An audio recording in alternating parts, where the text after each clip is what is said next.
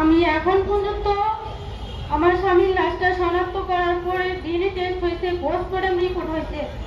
আমারে বলা হয়েছে যে ডিএনএ টেস্ট ম্যাচ করলে আমার স্বামীর লাশটা আমারে দিয়ে দিবে, কিন্তু এখন পর্যন্ত আজকে 1 বছর পার হয়ে গেল, 1 বছর 10 দিন হয়ে গেল, কিন্তু এখন পর্যন্ত আমার স্বামীর লাশটা আমি আমার নিজ এলাকায় নিয়ে দাফন করতে পারতেছি না।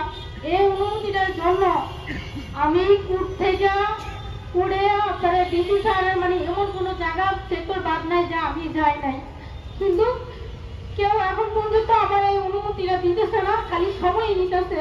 সময় নিতে চাই যে 1 বছর পার হয়ে গেল, আমার স্বামীর লাশটুকু আমি এখন পর্যন্ত নিজ বাড়িতে নিয়ে যেতে পারি না। এর জন্য আমি ছোট বাচ্চারা নিয়ে 1 বছর ধরে দৌড়াদৌড়ি করতেছি।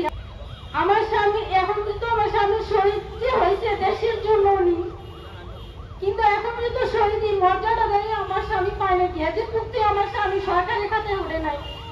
আমার 2টা ছেলে, একটা ছেলের বয়স 11 বছর চলে, এটা 1.5 বছর।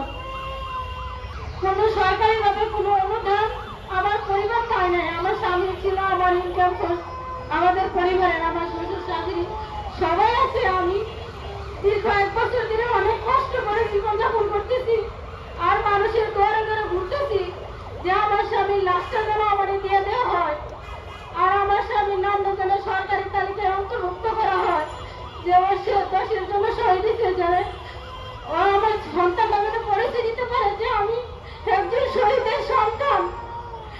আমি আমার স্বামীর লাশটা দাফন করতে চাইছি। আমার বাচ্চারা আমার জিজ্ঞেস করে আমার বড় ছেলে যে মা তুমি বাবারে কবে আনবা? সবার বাবা দেখি, কিন্তু আমার বাবারা দেখি না। আমার বাবার দেশে আমার বাবার তুমি দেশে আনো না কেন? কিন্তু আমি আমার সন্তানদের এখন পর্যন্ত কোনো উত্তর দিতে পারি না, কারণ আমি বিভিন্ন জায়গায় দৌড়ে ব্যস্ত হচ্ছে।